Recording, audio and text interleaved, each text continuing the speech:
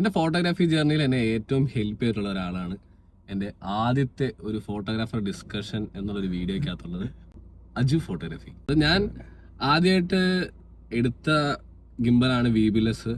അത് എടുക്കാൻ എന്നെ റെക്കമെൻഡ് ചെയ്തതും അതുപോലെ തന്നെ ഇപ്പം ഞാൻ യൂസ് ചെയ്തുകൊണ്ടിരിക്കുന്ന കാനോണിൻ്റെ R6 Mark II എടുക്കാൻ റെക്കമെൻഡ് ചെയ്തതും എല്ലാം ഞാൻ തന്നെ അജു ചേട്ടയാണ്.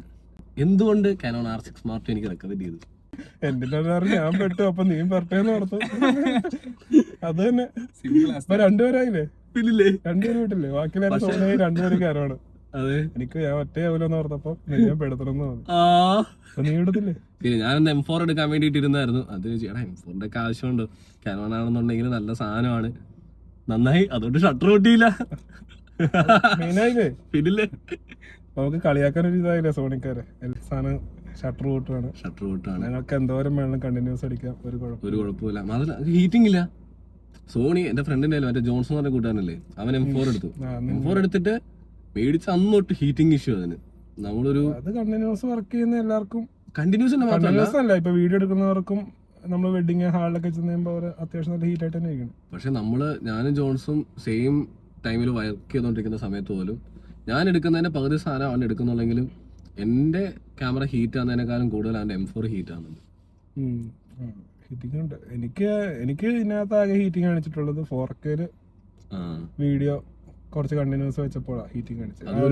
അത് ആ മീറ്ററിൽ സ്റ്റാർട്ട് ചെയ്യുന്ന പറഞ്ഞ ഹീറ്റിങ്ങിന്റെ അങ്ങനെ കാണിച്ചു വിട്ടു, അല്ലാണ്ട് ഓഫ് ആയിട്ടൊന്നുമില്ല. ഞാനും ആദ്യമായിട്ട് ഹീറ്റിംഗ് കാണുന്നത് നമ്മൾ ഒരുമിച്ച് വർക്ക് എടുത്തോണ്ടിരുന്ന സമയത്ത്, മറ്റേ ആദിത്യയുടെ വർക്ക് എടുക്കാനായിട്ട് അവിടെ പോയത്. എൻഗേജ്മെന്റ് ആണോ? എൻഗേജ്മെന്റിന് ആദ്യത്തെ വർക്കിനാണ്. അതാണ് നമ്മൾ ഒരുമിച്ചുള്ള ആദ്യത്തെ വർക്ക്. ഞാൻ ഒരു വർക്കിനായിട്ട് വിളിക്കുന്നത് ആദ്യമായിട്ട് അന്നായിരുന്നു. ഹീറ്റിംഗ് കാണിച്ച് ഓഫ് ആയിട്ടൊന്നുമില്ല.